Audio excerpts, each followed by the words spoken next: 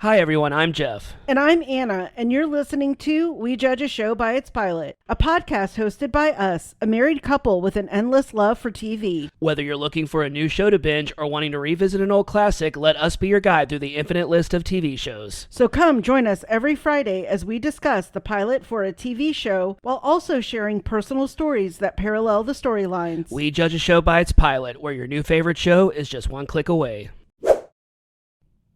Hello everyone, welcome back to our pod. Hello. Hi. Hi Max. We're dog sitting. Yeah, I just came back from dog sitting my brother and my niece dog. And your niece cat. And my niece cat, Cupcake, who was the most well-behaved of the pets. Of the three. Absolutely loved her. But yeah, so we are back, and we are sorry this is coming a day late. I guarantee you it was worth the wait. We are doing if you saw the title of the episode, you know what we're doing, but it's YouTube month for Anna's birthday month, and we are doing a YouTube. It's a show that's a part of a channel, but we are doing Hot Ones, which is a part of the First We Feast channel. A show on YouTube that we began watching religiously during the pandemic. Mm-hmm. It was something that we watched a lot, and even if you go on our Facebooks and really dig in our 2020 history, we have done this before. Yeah. We did it, I think, at least 3 or 4 times. We did it a few times. It kind of became a thing for a while because we got My brother even guest starred with us. He did. Yeah. So we are going to be taking on the wings of death today. We're going through the hot wing gauntlet, as Sean Evans would say. Yeah.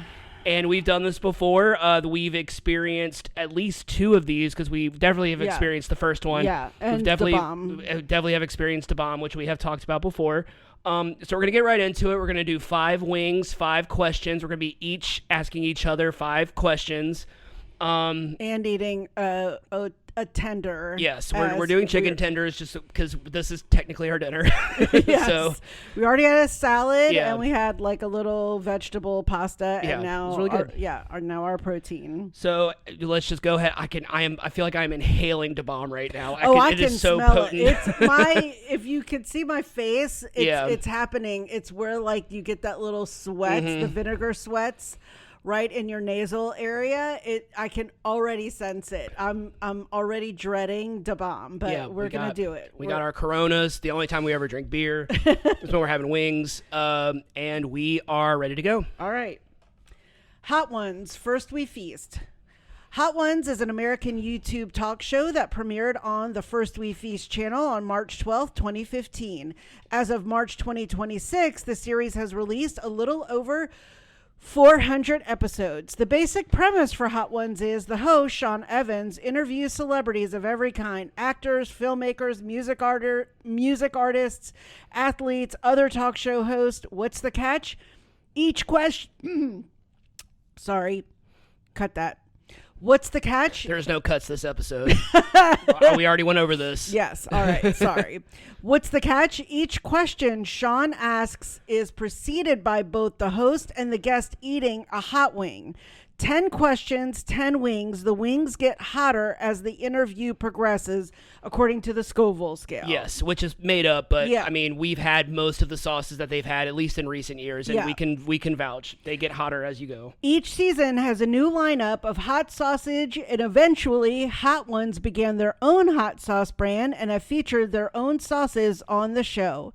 The classic barbacoa and our personal favorite, Rojo Los Calientes. Those are my faves. Those were all like awesome. The last wing of the interview is tossed in the Hot Ones brand, The Last Dab, which is a reference to Machine Gun Kelly's interview when he added more hot sauce to the final wing. So from then on, every interview ends with Sean and the guest adding a last dab to the final wing to add more heat. But the hot sauce that everyone knows best is Da Bomb Beyond Insanity, which is only the 8th wing, but is usually the breaking point for most guests for the immediate extreme heat that hits you after taking a bite. Plus, it tastes disgusting. It's I'm kind of staring at it right now. It's like metal. I've been staring it down this whole time. I'm dreading it. Some of the best crash outs on Hot Ones include DJ Khaled. Sorry, I don't know all the names. Shaquille O'Neal, he was hilarious. Coolio, who famously got sick afterwards and was like, oh, wasn't he vomiting? He was vomiting and sprawled out on their green room couch for hours. Eric Andre, Pete Davidson is my favorite. Oh, yeah. Literally from the first one, which is usually barely anything. He was sweating and convulsing. And most recently, Conan O'Brien. That one was insane. Some of the most impressive Hot Ones episodes is where the guest will barely flinch, and those include Padma Lakshmi, the former host of Top Chef, Elizabeth Olsen, Will Forte, Ariana Grande, and Demi Moore. Mostly women and are the ones. What about Jenna Ortega? Yeah, she didn't flinch either. She didn't flinch. Women. Yeah, women. All I'm saying. Oh, and Will Forte. Yeah. Yeah. Speaking of Four Seasons. Yeah. All right, so we're just going to go ahead and get right into this. Let's take a bite. Left to right? Yes. All right. Starting with the orange looking one. Yep. This is Louisiana brand wing sauce, so like the Louisiana hot sauce, but it's the wing sauce. We've had this before.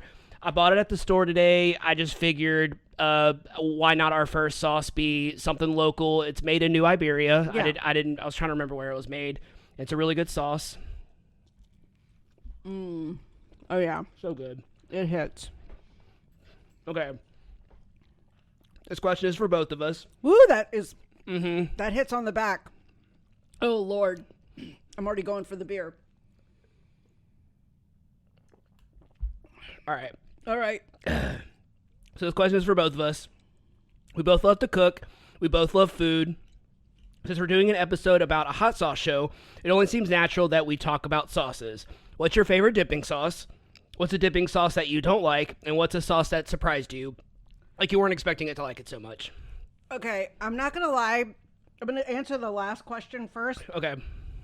What's a sauce that surprised you?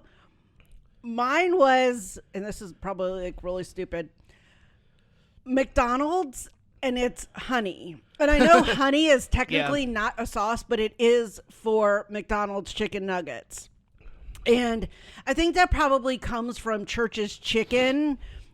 Honey was a big thing with Church's Chicken. And so I think as a little kid, I was like, well, I bet that tastes good on a chicken nugget. And it's one of my favorite things to get whenever we do get chicken nuggets from McDonald's. And they always get it wrong. And I always end up with honey mustard. Yeah.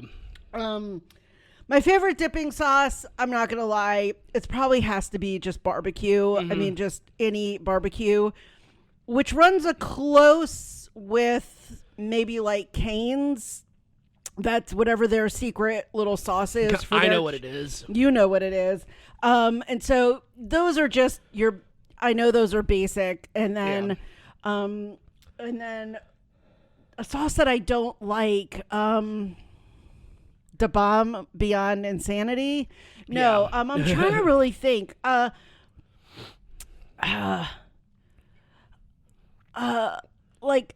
Like maybe I would say some of those ones at like Buffalo Wild Wings that have like a lot of garlic to them. Yeah, I was gonna for mine, my least favorite. The first time I ever had the Parmesan garlic. Yes, maybe that's the one. Dipping sauce. I'm not really into that. Yeah, it was like too much. Yeah, I think Buffalo Wild Wings love you. If you want to sponsor us, please do. I almost got a Buffalo Wild Wings brand, but then I saw Louisiana hot sauce. It made more sense. I feel like they, again, because of their menu, it's so big, they just try to have so many varieties. Yeah. Now, some of theirs are really good. Like the Thai chili is really good. Asian Zing. Yeah. And then I think they have like a Korean barbecue one or something. So I love those, but that Parmesan garlic just didn't mesh with me. Yeah. And I think that was why I was like, it's garlic. And then you answered it. So I think those are mine. I'm pretty basic. I mean, barbecue, ranch, cane sauce. Again, honey surprised me as a kid. And then I don't really like the Parmesan garlic. What about you? My favorite dipping sauce, also McDonald's. It's funny that we both have a McDonald's on our list, but McDonald's hot mustard. I've been having that since chicken nuggets, since I've been eating chicken nuggets at McDonald's, since I was a kid. I remember the first time I ever had it. I think I asked for honey mustard, and they gave me hot mustard instead. Yeah, you do love your hot mustard. And I'll put it on a chicken sandwich. Like, it's so, I don't know why. It's just so, because it's not hot. It's not spicy. It's not, it tastes like just a more vinegar forward mustard. That's basically what it tastes like. And But so it's not like if you go to a Chinese restaurant and they have the... I learned that the hard way. Oh, okay. Because so it's different. Because I had like at Five Happiness when they have the hot mustard there. Yes. I had hot mustard at a Chinese restaurant thinking it was the same thing, and it is actually like hot mustard at a Chinese restaurant.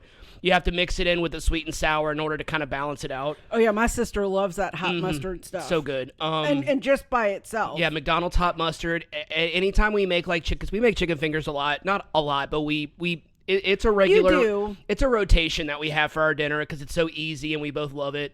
If there's hot mustard in our, because we have a whole sauce drawer, we have a whole drawer, which I thought most people have. I was just at my sister's house; she does not have a sauce drawer. I was very disappointed because there was no soy sauce there. There was no soy sauce. There was no. I mean, like it was just really funny because I was just like, oh yeah, like. Not everyone has that, it's just like, because it just seems so normal to me. But we have a whole drawer dedicated to sauces.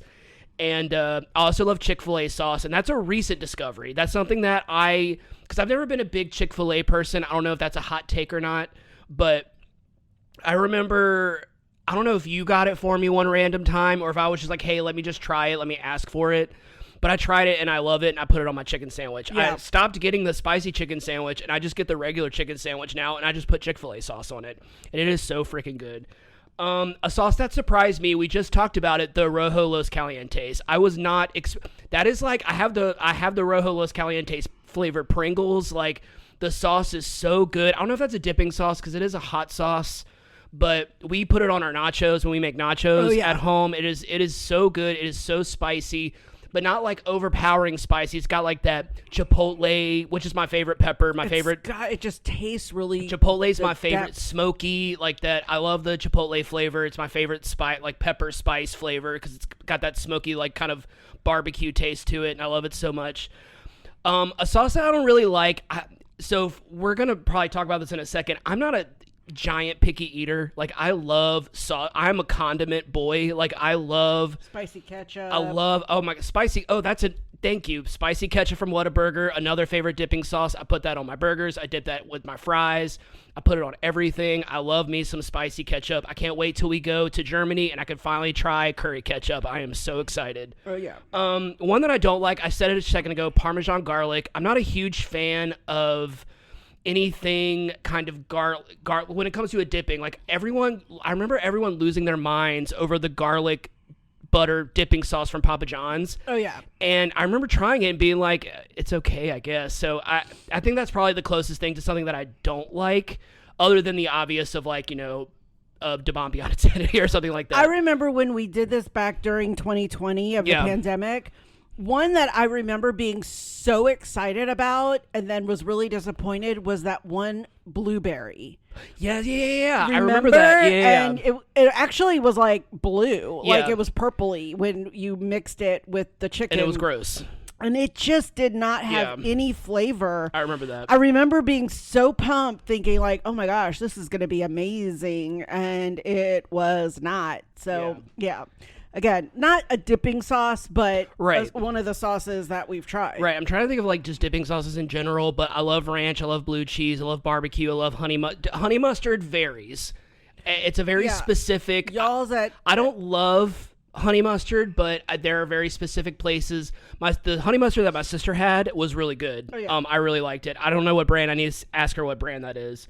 Okay, so for the next question, do you want to ask or do you want me to ask you? You can ask me. Okay.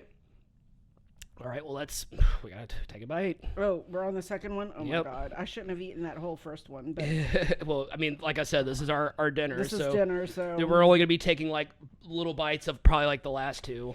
And I'm barely taking a bite of Da Bomb. So I'm going to go ahead and just tell. So we have 3 of our 5 sauces, our Hot Ones brands. This is the pickled garlic sriracha, which I was excited about until I found out it was pickled garlic. It smells good, though. I shouldn't have dipped it, but that's all right. I dipped it in blue cheese. It's okay, I just did the same thing. We haven't had this one before, have we? Okay. I've been wanting to try this one because I love sriracha.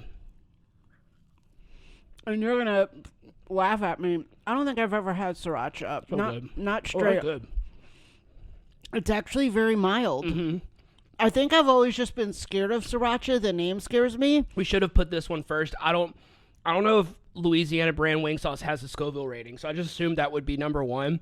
But This is very mild. the Louisiana wing sauce had a lot more heat to it. Ooh, that's good. I just tried it without the blue cheese. Piece of sriracha.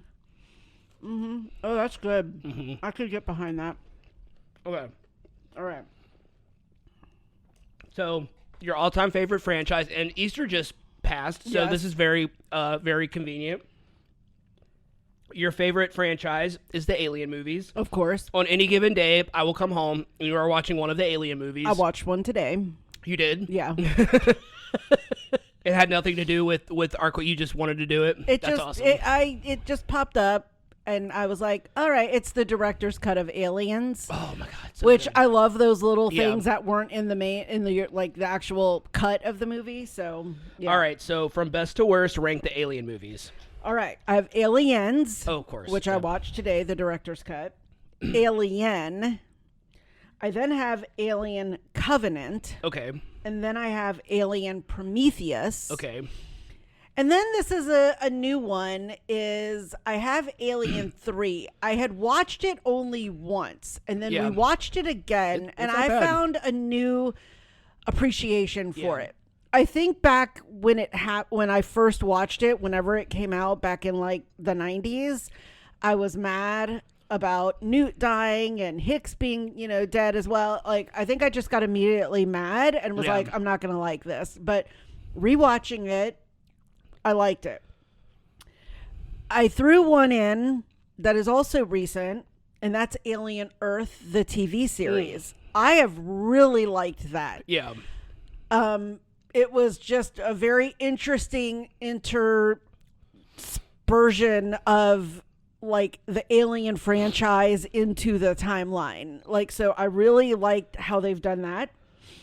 Alien Resurrection, which was after Alien 3. Yeah. It also, I think, had Winona and Sigourney Weaver. Mm-hmm. I think I've maybe only watched that once or twice as well, so that's why it's kind of low. Alien Romulus, which is the most recent movie. I liked it. I kind of felt like it was a little bit of Aliens in a current version with just new actors and new like Gen X or Gen Z or Alpha, whichever generation these actors are. I mean, it was really good, but it also bridged the gap between Aliens and between Alien and Aliens. Yeah. So I did like that. You saw what happened in between. Yeah. Then I have Alien versus Predator. Oh, you're doing all of them. Yeah. Hell yeah. And then I have, again, I think I've maybe only watched this once, and I have it last because this is a maybe. Alien versus Predator Requiem. Yeah. So that one's very vague, but we've watched Alien versus Predator. Hell yeah, we did. So that's my Alien franchise list. We always usually watch it on Easter, but we went to your mom's. I was also preparing for a medical procedure, and it was like a crappy day, so we kind of just watched whatever and spent the day in bed. So yeah. So I'm really liking the sriracha. Yeah. Yeah. I've already I mean, eaten that it. was, Yeah. oh my God. Yeah. I've been talking. So yeah, that was really good. Maybe I'll have actual sriracha one day. Hell yeah. Yeah. All right. So same thing. You are a huge horror fan as well. So that was my horror franchise. Mm-hmm. You have declared Nightmare on Elm Street 3, The Dream Warriors, as your all-time favorite movie. Greatest movie and ever made. your horror movie hot take is most of the franchises has a sequel that's better than the original. Other than Dream Warriors, name 5 horror movie sequels that you think is better than the original. So this is a lot easier for me than I realized because that is my horror hot take. I think just about every franchise there is a sequel. So I'm going to start off with kind of a softball, like one that is to me, it might be controversial for a lot of horror fans, but Friday the 13th Part 2. Oh, yes. Such a better movie than the original. Amy Steele is such an iconic final girl. Friday the 13th Part 2 and April Fool's Day. She's the best. She kind of brings something to a final girl that I really like, where she's not a victim and she's not necessarily like the moral compass. She's just like a girl who survives. And she just kind of pulls off the badass final girl just so seamlessly. Oh yeah, I loved the cast for Friday the 13th Part 2. Don't get me wrong, I love the first Friday the 13th. Like, I love that movie. We've watched it many times together. Anytime there's a Friday the 13th, we either watch Part 1 or Part 2. But lately it's been Part 2 because we just are way more into that. Friday the 13th Part 2 also has the smartest character ever in a horror movie, because instead of going back to the camp, he stays at the bar. Oh yeah, that guy. I forgot his name in the movie, but he's like the practical Joker who you were like, oh, this guy is gonna die like second. Like, this guy is dead. Yeah, he's the one who comes when they're at the campfire, like jumps out of the woods and scares the practical everyone. Joker almost always is like the one of the first ones to die. But ooh, that was a big burp. But beer burp. But yeah, so there's Friday the 13th Part 2, Hellbound, Hellraiser 2. I love the Hellraiser movies. What a lot of people always kind of mistake about the Hellraiser movies is people always think of them as like really gory, which they are, but like the first one's a family drama. Like, not a lot of people realize that. It's about, and all the characters in the Hellraiser movies are kind of just about people who aren't content with their lives and want something more, and that's why they summon Pinhead and all the other Cenobites. But Hellbound Hellraiser 2 I love because it immediately picks up after the first one. It completely centers around Ashley Lawrence, I think is her name, who plays Kirsty Cotton, and Julia Cotton, who is, I have declared as one of my fictional character crushes. And if the first Hellraiser is a family drama, the second one is almost like a fairy tale horror movie, where it's like the evil stepmother and the good stepdaughter, Kirsty versus Julia. It's just so, like, I love the score, the special effects. It's just so good, and like I can watch it any day of the week. Phantasm 2. So good. I never thought I would love a sequel more than the original Phantasm, because you know how much I love those movies. But like Phantasm 2 just God, I forgot the guy who replaced not Adam Baldwin. He's a Baldwin, but not like a Baldwin. His last name is just Baldwin. And he had to change it because of Adam Baldwin. But I forgot his name. I'm gonna have to look it up in a second, because you're gonna know who he is, and I need to look it up because you're gonna know who he is. But yeah, I just love that it was another one that kind of picked up right where the first one left off. I love when a sequel does that. Like, I love when a sequel just immediately follows the first one. You bring back the same cast, you bring back the same characters, but you just kind of add more to the story. Kind of same with Hellbound. Phantasm 2 gave much more of like a backstory, much more character development, and I just love the second one, just the whole vibe of the second one. James LeGros is who replaced in the second Phantasm. Love him. And Reggie Bannister is such an underrated. There's not a lot of final men in, like, famous final boys or final men in horror. I would say Bruce Campbell is a big one, Devon Sawa in Final Destination, and Reggie Bannister, who appears in all of the Phantasm movies. Unfortunately, his health is not very well right now, but he's much older, but his wife was like a big part of the Phantasm movies, and I just love the second one. It's so weird, but so good. And, of course, Angus Scrimm is the Tall Man, one of the greatest horror movie villains of all time. The Tall Man. Oh, yeah.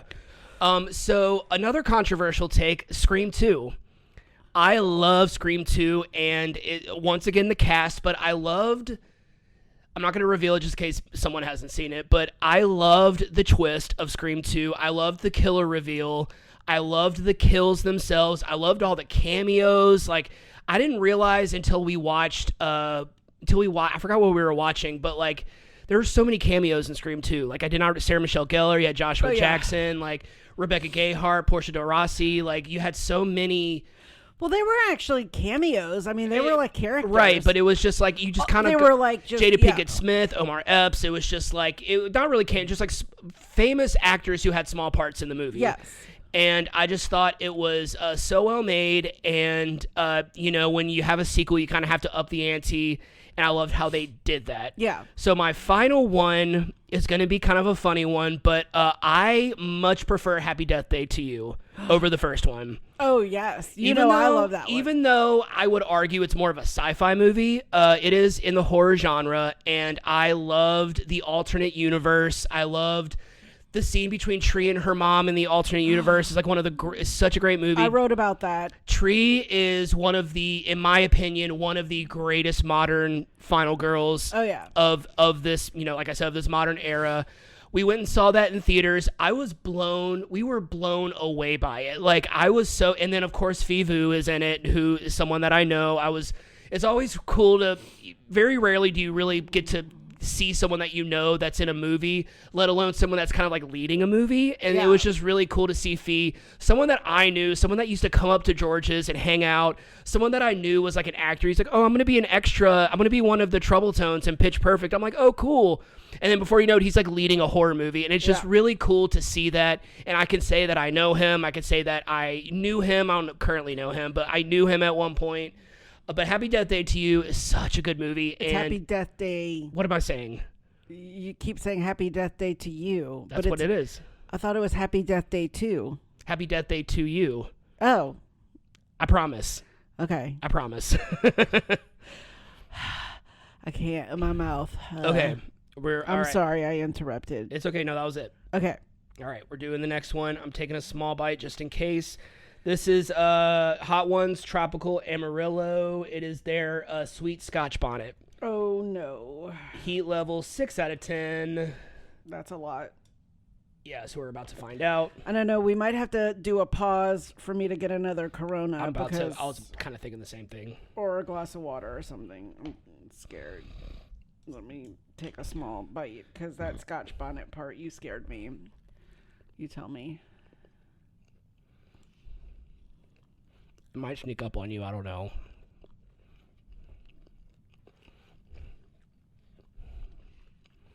Not bad. Mm-mm. Like I said, I don't know if it's going to sneak up on us or not. I know. It hasn't hit me yet. Maybe the Louisiana hot sauce numbed our mouth a little bit, because that was a lot hotter than we were expecting. I mean, and this says... Well, no, it says new. But, yeah. I mean, it says 6 out of 10.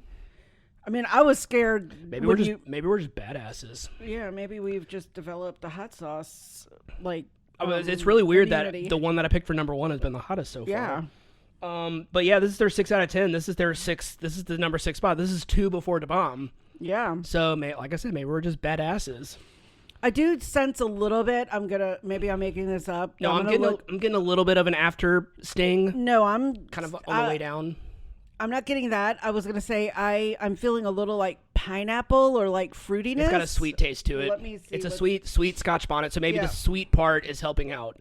Let me see. It has like yellow bell pepper, mango. It does have mango in it. I was saying... Oh, it does have pineapple. Nice. Yes, I knew I could taste. I sensed pineapple. You can always taste the pineapple. Yeah. So that was good. All right. You want me to go? Okay, I'll go. All right. So your celebrity crushes include, and I approve of these celebrity crushes because they're all good ones. Jesse Plemons. Okay, you're gonna have to say Eben. Is it Eben Moss? Yeah. Bachrach. Yeah. Pedro Pascal and Adam Scott. I would say those are your like top. I would say more. Adam Scott's character in Parks and Rec is more of your crush than Adam Scott. Oh, yeah. But I know you love Adam Scott. We both love Adam Scott. Oh, yeah. I loved him in Bachelorette. Yeah. Oh, yeah, that's right. I loved him in Step Brothers. All right, so I would say they're all good-looking guys, but you're definitely more of like a personality-based, that's how you kind of, your crushes are. So what qualities do you look for in a celebrity crush? I love when they're sassy. I go way back to the whole concept of I wouldn't go for the guy everyone was going after. I always say, like, I figure it gives me a greater chance of actually getting that person, because that, in my deranged teen mind, that was why I always chose the boy band member that I had a crush on, was the one no one else had a crush on. Which New Kids? Hi, Max. Oh, is Max making an appearance? Yes, he is. He's jumping up on me. He's smelling the chicken, I think. Oh, yeah, he's been staring us down. Which New Kids? Yeah. Did I like? Danny Wood. Of course you did. Oh my God. And he is like totally buff now. He's hot. I think I look, it's not so much, oh my gosh. I need to take a picture of this so that you can put this on the Instagram, because he is being so freaking adorable. Where'd you go? Did you go over to Uncle Jeff? He's smelling my feet. Oh, okay, he's over by you now. I think I just look for that guy. He's that sort of, I don't know, maybe it goes back to the concept of like, he's not the one that is the shining star, yeah, but he's the one that like holds the group together. I mean, I do think about like someone like Danny Wood. He was best friends with Donnie Wahlberg growing up. Like, they were like besties before they even got into New Kids. Andy can sing, but that's kind of what I feel like is he is the guy that he's like the muscle behind the scenes. I don't know. They've just got to be funny. They've got to be like authentic and just genuine. Now that I'm thinking about it, Jesse Plemons was kind of the scene stealer of Friday Night Lights. Eben's definitely the scene stealer of The Bear, and he's so great in Girls. Oh my gosh, yeah. Pedro Pascal. And I loved him. I'm going to go way back with Eben. Oh, and in Mona Lisa Smile, he was just that guy, and he looks very different in that movie than he does currently, but he was just the sweet guy, and he was just like, you stopped calling me. That's why I started dating someone else. And, you were just like, oh, like, why did you let him go? But yeah, just the guy who's like real, but sweet. Mm-hmm. I always also hang on that a lot. Like, it's always the nice guy. Yeah. I feel like I really don't think I've ever been that bad boy girl. Like that guy, certainly have never wanted to be with a guy who is certainly mean to me. Right. Like, I don't know. Although we both have something in common where we do kind of have a thing for the villain, though. Oh. Yeah. Jesse Plemons in Breaking Bad is where it started, right? Yeah. And then Ramsay Bolton in Game of Thrones. That is in the sense of that they're ruthless in the sense of their power. Mm-hmm. I mean, Ramsay was pretty horrific to Sansa and his stepmother, and obviously, he was terrible, and so was Jesse Plemons. But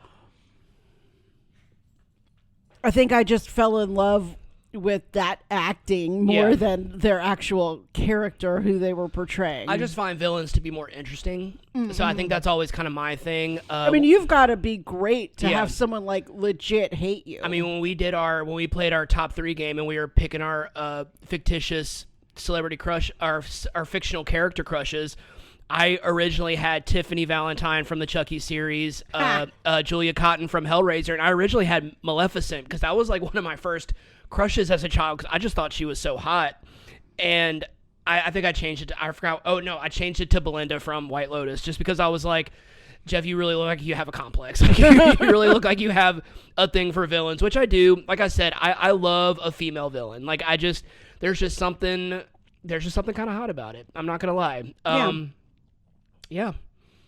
But I feel like I really felt like I first learned of Jesse Plemons in Breaking Bad. Obviously, he was Todd in Breaking Bad, the really bad guy. But I totally fell in love with him on Game Night. Oh, yeah. I mean, if you're not in love with Jesse Plemons after watching Game Night, I don't know what's wrong with you. Yeah, you're screwed in the head. Because he is like solid in that movie. Yeah, I just love him. Just the introduction to his character, and he's just like, it's nice. playing games of chance. It is just like this slow zoom in of him, and it's just he is just not flinching. He is not smiling. Like it is so. Is it a feature film? This is me crying at Regal Cinema while watching The Green Mile. Well, how are you supposed to know that? I assumed everybody cried when they watched The Green Mile. Yeah, he's just and I first saw Jesse Plemons, of course, in Friday Night Lights, and he's so funny in Landry Clark, and he is so funny in that. And him and Tyra, I loved their whole relationship. The whole murder plot was so wild, but I was so invested in it. Was that when he killed the guy outside the gas station or the convenience store? The assault, the one who tried to assault her, in season 1. Yeah, that was good. All right, you have a question for me? All right. A skill that I find impressive is your ability to do impressions. Do you remember the first time you did an impersonation, and what advice would you give to someone on how to do those impersonations? So I think I talked about it the very, very beginning of our podcast. I remember the first time, just like so many kids did in the 90s, I remember doing like an Urkel impression, and I remember everybody thinking it was so funny, and I think any prepubescent child can do an Urkel impression. I don't think it takes much, but I could do like the laugh snort, I can do like all of that. And I just remember like getting like the response from it, and I was just like, "Oh, this is." It was like my first like performance high as a child. And I became a theater kid, so it all makes. Man, you scarfed that Amarillo down. You liked it? Yeah. It was really good. I know I'm not eating this one. I can just tell you in a minute. But, you're not gonna eat it? Oh, I'm gonna do it for the. I'm gonna take my bite, but I know I'm not gonna eat that whole thing. Oh no, you're not. Oh, okay, yeah. But advice that I would get, so kind of later on in life, I kept doing impressions, and I learned that you can either impersonate the actual voice, you can either impersonate it or you can't. Like there's just something in you that you can either do it or not. Like Ariana Grande can just impersonate. You can just tell her to impersonate someone, she can impersonate it. She's amazing. But what I learned was if you can't mimic the voice, it is all about the inflection. It is all about the emphasis. It is all about like the way they deliver. It's all about like the tone, the nasalness. If you can't actually mimic the voice, you can really get away with just mimicking the inflection. And I can say that I am very good at that. I'm very good at that part of it. It's grind time. We're gonna grind. Yes, you can do Bo and Yang like from that SNL skit. When we watched that with Sabrina Carpenter the first time, and like literally seconds later, you were doing it, and I was like, "Oh my god!" Like it's like in your nasal, like you got it, like almost immediately. It was great. You do it every now and then for you when I joke about it. Oh no, I used to do it for you like multiple times a day because you would do it. You would do it wanting me to do it. Like you would say it, and you'd be like, "Okay, now it's your turn. Now it's your turn to do it right." It's grind time. I freaking love that one. I mean, and you just nailed it. So it is all about the inflection. It is all about like really.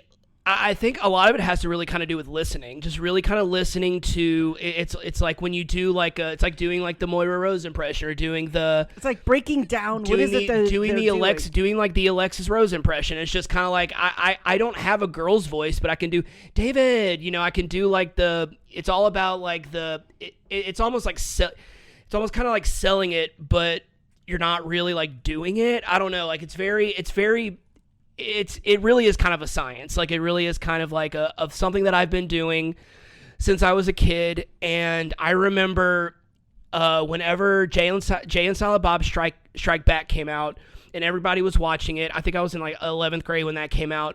And there's kind of this whole monologue that Jason Mewes has where he's talking about like where people are talking shit about him and Silent Bob on the internet, and he's talking to Ben Affleck's character from Chasing Amy. And he's talking about like, oh, maybe one day, me and Silent Bob are macking on some chick, and she's like, oh, wait a minute, I realized that I read about on the internet that you guys are a bunch of fuckholes or something like that. God. And I watched that movie maybe once or twice, and then I remember doing like that whole monologue at lunch to my friends.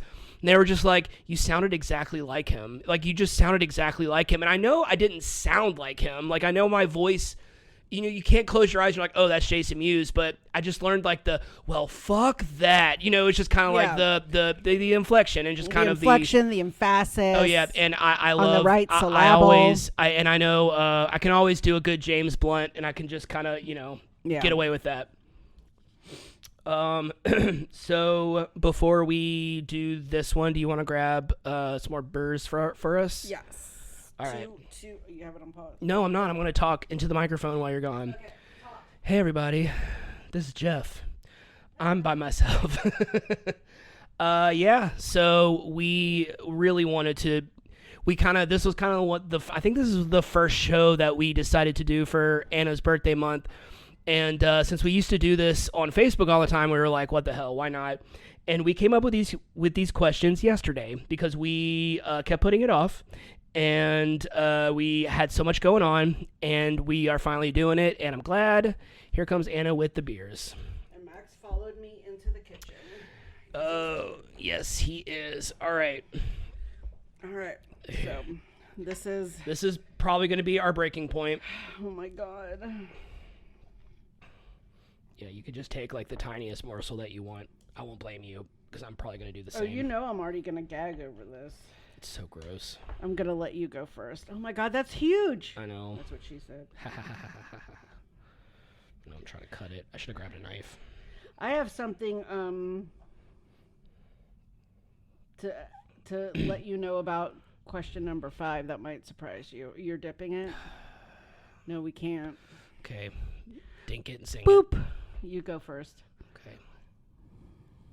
You took a huge bite. You're a brave person. So gross.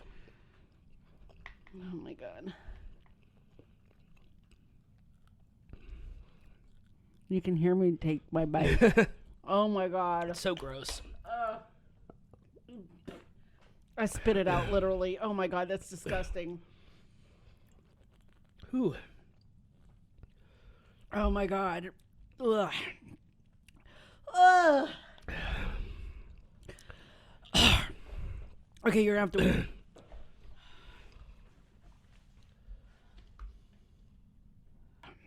So that's the most disgusting thing in the my entire God. world. We had to actually pause it. I went into the kitchen and just started retching. And if you saw the tiny bite that was in my mouth for even just a second, my mouth is like throbbing right now. It is disgusting. There is absolutely no redeemable quality about this hot sauce. Jenna Ortega, how you did not flinch while eating that. You know what? Wednesday Addams, you're the fucking shit. They have grave mouth. Is that what it's called when they have no taste buds or whatever? Yeah. It's just this thing is disgusting. I mean, it tastes like metal. Yeah. Like just hot to be hot. There's really no reason for this thing to exist. None. That's all I've got to say. And I took a bigger bite, and he took a really big bite, and I was gagging and ran into the kitchen to get ice. And I thought you were sort of okay until you came in, and I think you just realized. Yeah, I made a mistake. Yeah. Okay. I think I'm okay though. Do you want me to ask a question? Or do you want? Okay. Okay, so everyone knows that you're a really big football fan. Yes. But what people might not know is that you are a big fan of tennis. Yes. Do you remember the first tennis match you watched? And what is it about tennis that interests you? I will well, first off, my mom loved tennis. She didn't play it, but I think she just enjoyed watching it, and we used to play tennis at like the local kind of rec area in near our neighborhood at Berman Park. We took tennis lessons. My sister took tennis lessons. I do remember always watching Wimbledon with my mom. That was always in July, usually the first weekend of July. So it was something I could watch during the summer, the 2 weeks of Wimbledon. And, growing up with, female athletes like Billie Jean King and Martina Navratilova and Chris Everett, and, just being able to have women to look up to, because the majority of the sports that were on TV were always male related. I mean, you've got football, baseball, basketball. I don't know when the WNBA started, but that wasn't really on TV when I was Being little. told it's like the WNBA, but all dudes. Hockey. So there was very little women in sports that as a kid you saw or I saw. And so tennis was a place where I saw females could be successful as athletes. So that was probably why I liked it. Big shout out to my mom. She definitely brought it up. But I also, I'm not going to say like I was really good. I mean, I could play. I mean, I'm, not going to be here and be like, oh yeah, I can like slam a serve or anything and volley with the best of them. But I could play a match. I could play a set or two and kind of make it through and hold my own. And so in college, I was a university hostess. Mm-hmm. And one of the things that we got to do as a university hostess was keep score for tennis matches. Ooh. And that was how I got to know the tennis coach at my college for the men's tennis team. His name was Mark. Shout out to Mark Tishner if you're listening.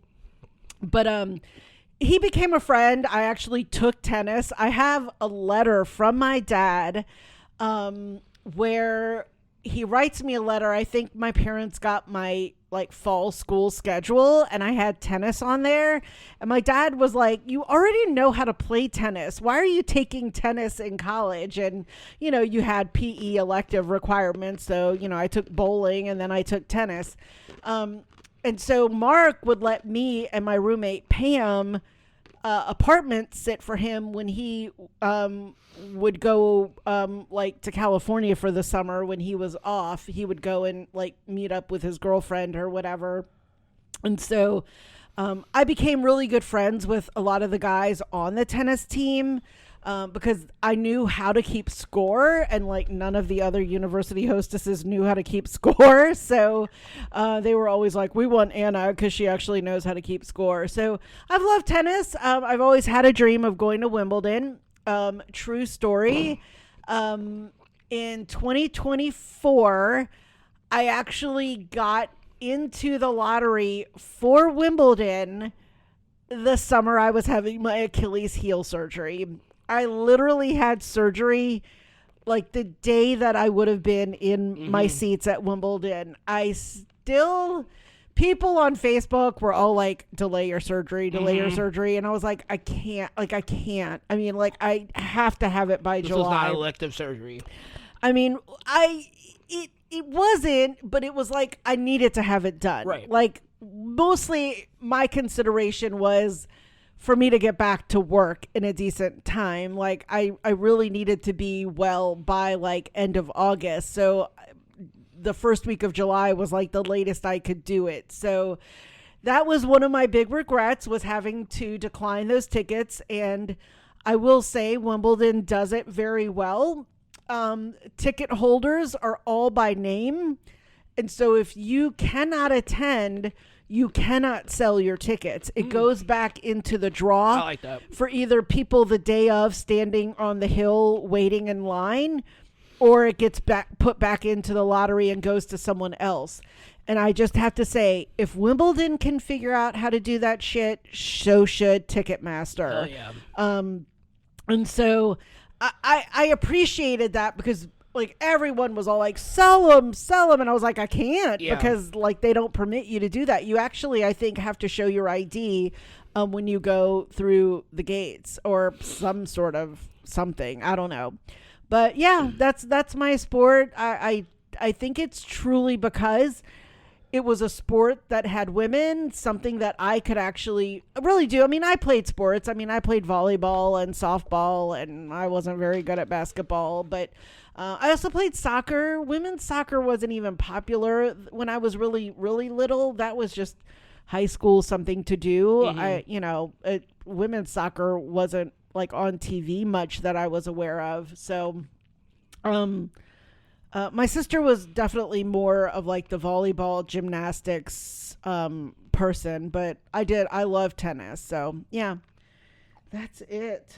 So, all right. So I'm known for being a sports fan and you are known for being the exact opposite. True.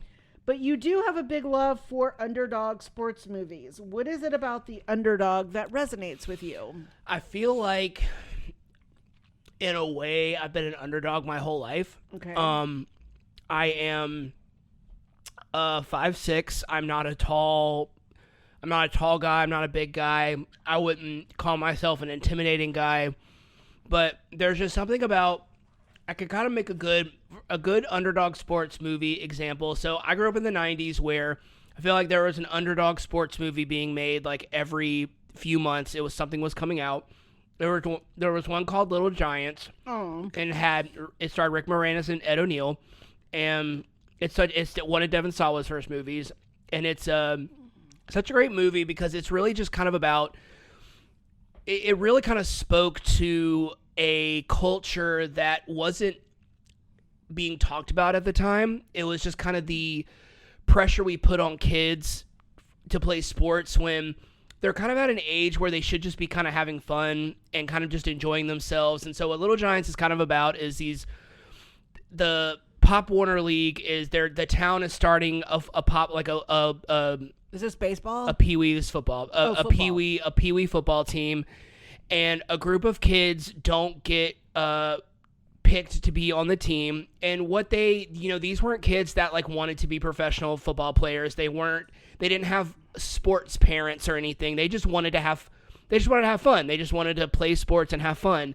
And they were told that they weren't good enough. So what Rick Moranis decides to do is him and his daughter who, oh, here we go. There's Max. They're Rick Moranis' daughter, who Ed O'Neill and Rick Moranis are brothers. Is he at the door? He's just walking around barking. Let me go open the door.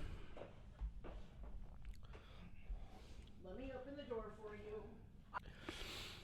And so Rick Moranis' daughter, who is Becky the Icebox O'Shea, and she doesn't get picked, even though she's the best player, she doesn't get picked because she's a girl. Of course. And so what Rick Moranis decides to do is he decides to gather up all of the outcasts and be like, hey, let's just have fun. Like, let's just have fun. And so what it ends up being is like, so there's only one town, one team in the Pop Warner League. So you can only have one team per town. So what they decide to do is have a playoff, and the two teams decide to play each other. Whoever wins gets to represent their town in the league.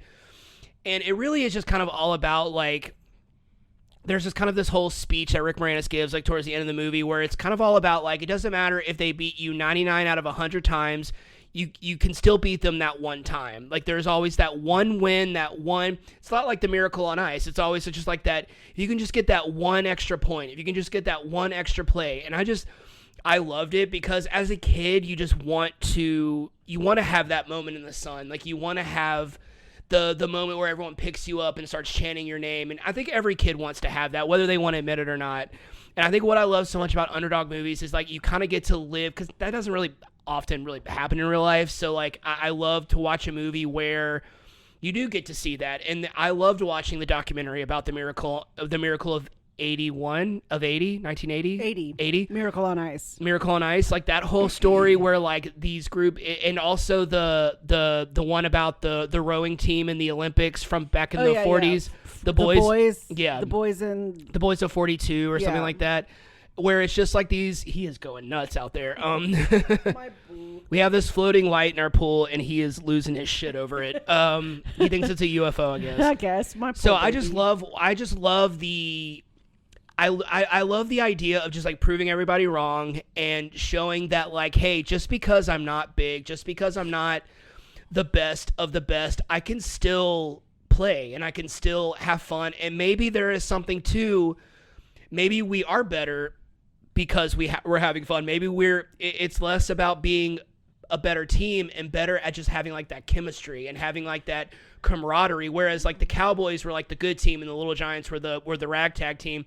The Cowboys were just, like, these great football player kids that they all had the sports parents who, were there at all the practices and there at all the games. We all know those parents.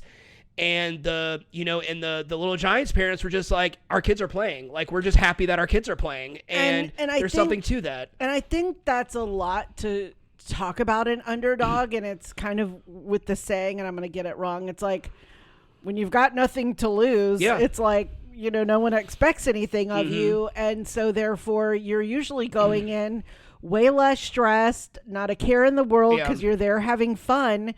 And if you lose, everyone really expected you to lose anyway, so you haven't really fallen far from literal definition of you have nothing to lose. And so then when you win, it is just this amazing thing, and it's so cute. What kind of like starts their momentum is in the game is that they're just their first like quarter, they're just getting like pummeled by the Cowboys, and like they're just getting pummeled. But what gains their momentum is they gain a yard.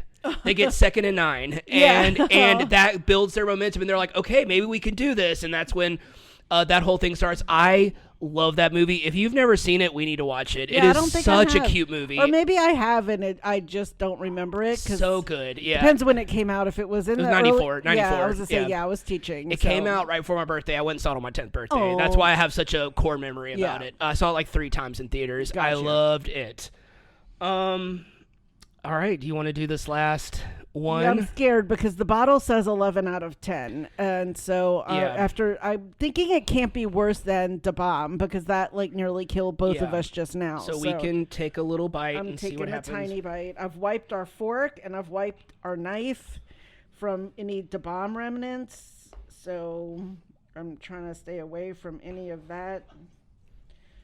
I wish you had made a couple of extra tendies because that tropical Amarillo and that other one. We still got chicken. I just figured after we eat the gross ones, we're not going to be hungry, but our hunger will come back at some point. We can eat later tonight. It's still not late. Okay, let me try.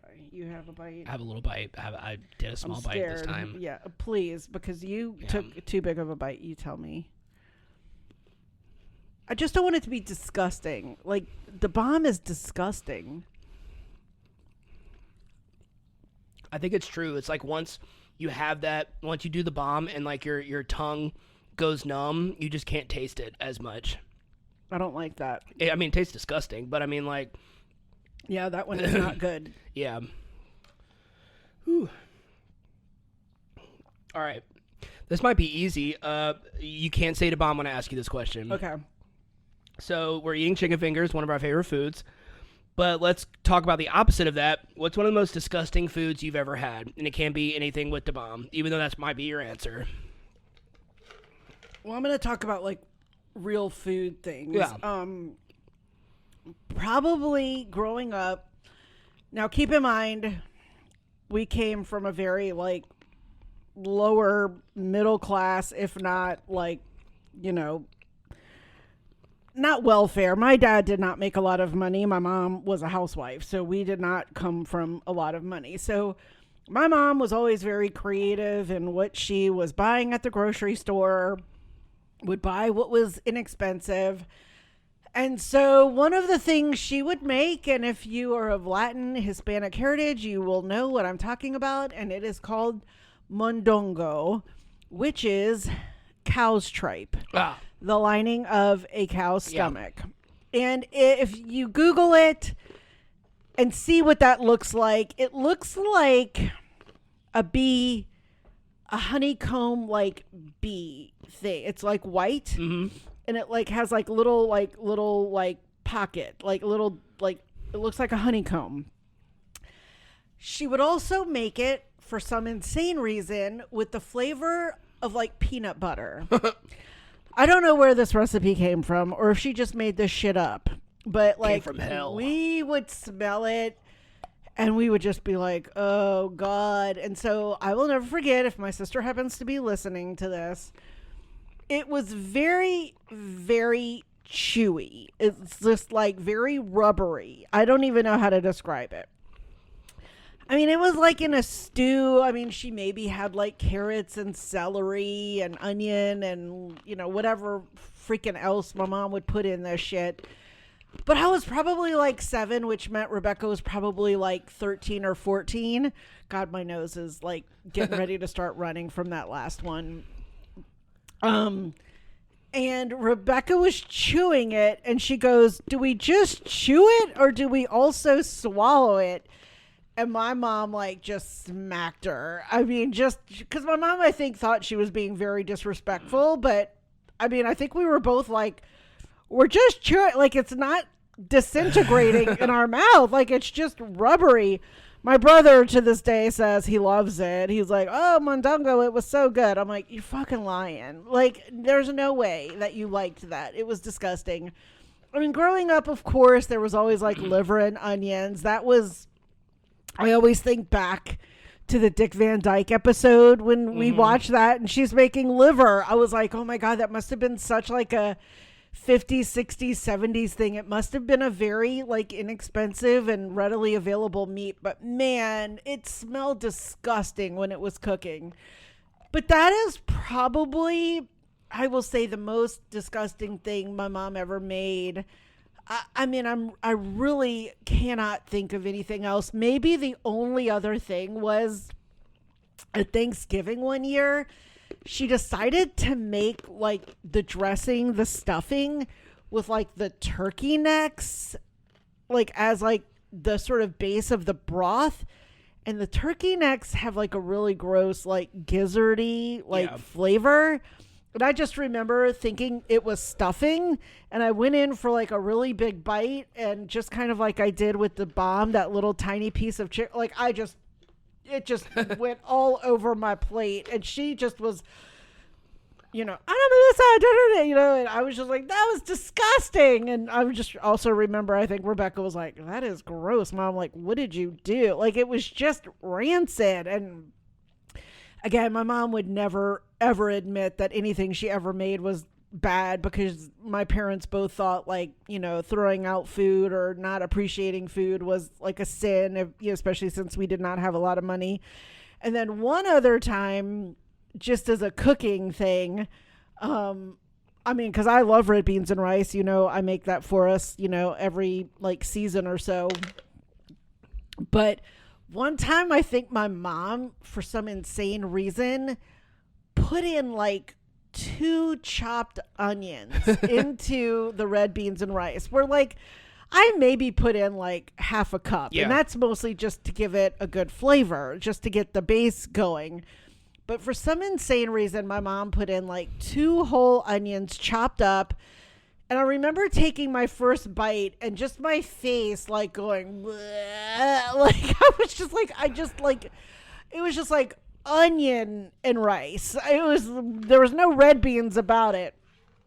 And again, I just remember my mom getting upset that I had made a face and I had said her food was disgusting. Cause again, that we just did not do that at my house. And then my brother happened to be home. I don't know where my sister was. She might have been working or something. So I might have been in like junior high at this point.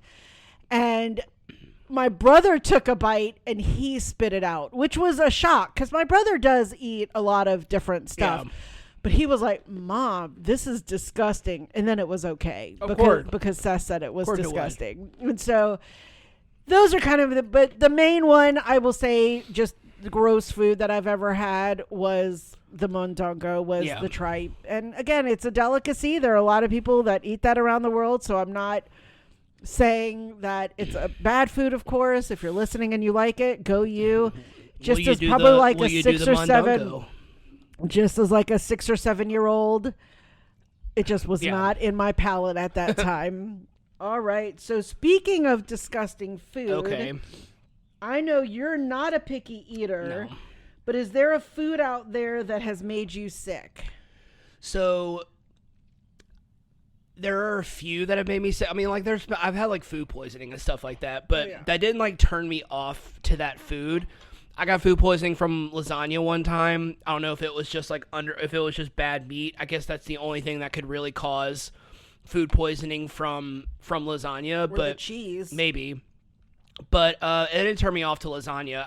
I've eaten lasagna many times since then, and on a cruise ship. But I can remember one time. So I was in high school, and one of my best friends growing up, his dad is from Franklinton, which is a small town in Louisiana, and it's right on the Bogue Chitto River. And his family owned like this massive amount of land, and they had like a camp on there, right on the river. It was this really cool, kind of like get away from it all type place. And me and him were in high school, and we would occasionally go and stay the night or stay like 2 nights there. And there was one night where all we had was a case of beer and 2 giant bags of marshmallows. That's all we had. That's all we had. We did Why? not prepare for this. We kind of went there on a whim. Oh. I think we did not sleep the night before. Like I was like 16 or 17. Like it was just one of those things. And we went to the camp, and that night I got very inebriated, and I had barely eaten that day, so I was very hungry, and so all I had consumed that night were like a pack of cigarettes that I smoked, a bunch of beer, and almost an entire bag of jumbo marshmallows. Oh, the big fat ones. Yeah. Not that much long. Not a little bit later. Sorry, a little bit later. It really is true when you have these really hot things, you like get high and drunk off of it. I was gonna say, and you've had almost 2 Coronas, Yeah. and we don't really drink beer, so I'm on my second one. So maybe like I don't know how much long into being into the inebriation, but I just remember later that night I just was throwing up marshmallows. Oh my god. It was just beer flavored. It was the texture of marshmallows, but it was bile and beer that I was throwing up. Okay, I'm going to ask you this. So like were you almost just like inhaling, like were they square coming out, or was it just like marshmallow fluff coming out? It was like I had eaten the Marshmallow Man.